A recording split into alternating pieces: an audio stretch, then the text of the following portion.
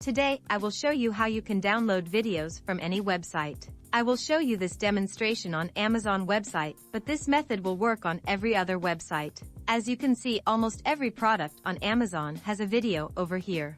To download it, go to a new tab and search for Chrome Web Store. Click on this option that says Chrome Web Store.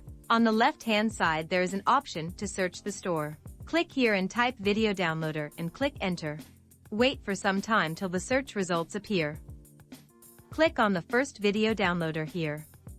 Over here you will find an option that says Add to Chrome.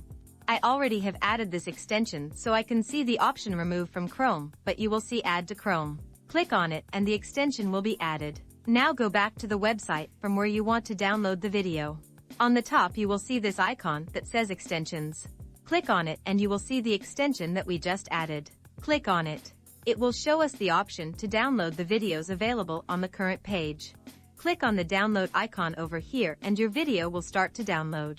You can use the same method to download any video from any website. Now if you want to know how to make captions like Mr. Beast, then make sure you check out this video. If you liked this video, then do drop a like and subscribe to my channel for more such helpful videos. Thanks for watching.